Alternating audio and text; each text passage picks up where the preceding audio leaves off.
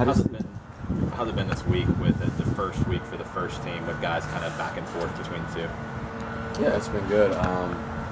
We actually just finished up a session in the rain with a number of the guys from the first team, and it's good. I mean, they integrate pretty seamlessly. Like we've talked about, a lot of the things we do in terms of concepts and style of play and all that is really integrated. So when those guys come across and get in our training sessions, it's good to have them. We train them and treat them the same way across the club wide, and maybe a few of our younger guys can take a few cues from those guys, and so overall, it's always good to have them, and the movement has been pretty seamless so far. Yeah. How much did the start of the MLS season affect the correspondence between you and Tata? Does it affect the start of the season? Yeah. No, not much at all. I mean, luckily, we see each other every day. We have great club staff that helps the communication flow pretty seamlessly, and it's very open. And of course, in this case, they haven't left for Houston quite yet, so it's pretty easy. As we get into the season, I'm sure there'll be stretches where we're away, they're away, and we have to do it a little bit more carefully. But so far, it's been really easy, and being here at home is great just in terms of communication. Saw Chris Goslin out there today in practice. What will he bring to the team as far as his experience internationally and with the first team? Yeah, absolutely. I mean, Chris is a good player, so he brings quality, he brings lots of potential, he brings,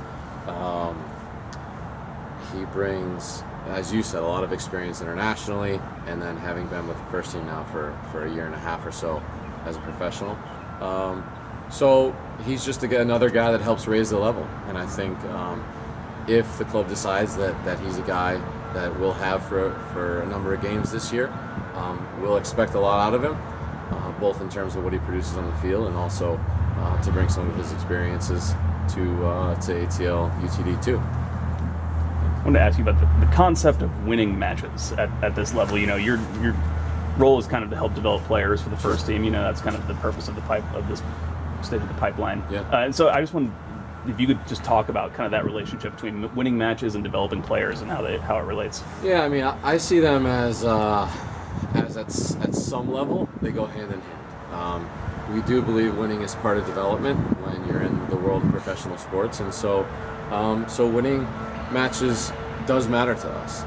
At the same time, winning matches is not the only goal of what we're doing here. Obviously, the development is also very important. So they have to be in balance.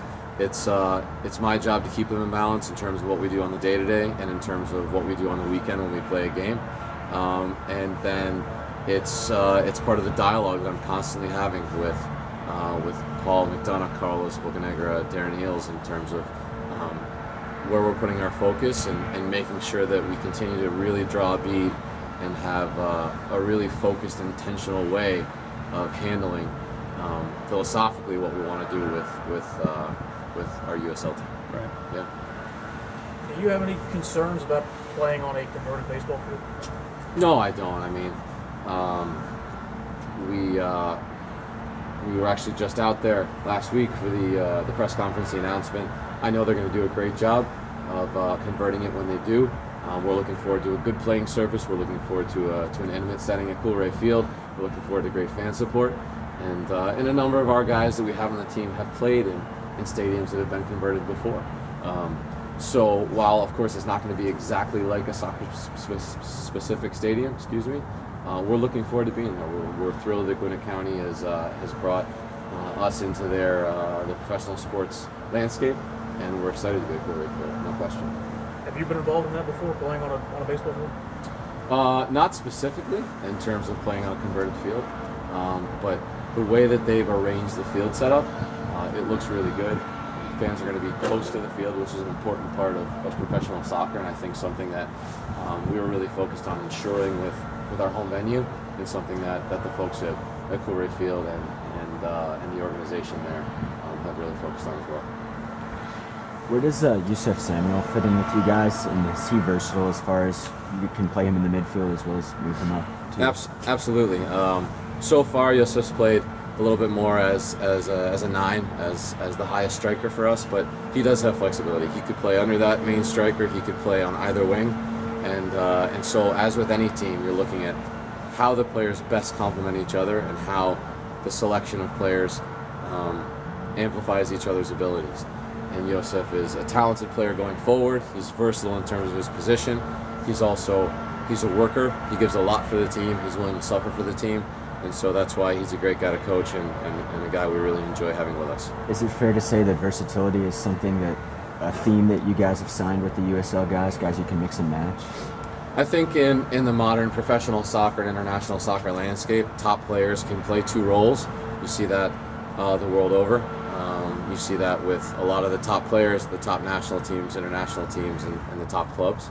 And so it's something that we're looking for as well, guys that can probably play in a couple spots, because that's what happens at the highest level, and that's how we want to be able to push our players forward. You mentioned team selection. At this level and in this role, will you select teams kind of based on what gives you the best chance to win on the day? Or you talked about a guy like Josef Samuel allowing you to kind of be flexible with the roster and maybe put some new names in. Is that kind of something that you'll take into account, or is it based on like the best 11 players you can put out there to win? It's based on a few things, right? I think it's based on who we have available for selection on that game day, who we have from Tata's group with us for that game day, and then again how those players fit together to best form the 11 that step on the field to start the game, and the players that come on as substitutes. You also have to take things into account such as physical load, injury history, things like that. Those are probably slightly less important, but there's still things that go into the equation. Say one more for Scott. If Tata's considering some tweaks with the first team, with tactical tweaks, would those be experimented like with y'all first to see how they look, and then work their way up, or would it kind of flow down?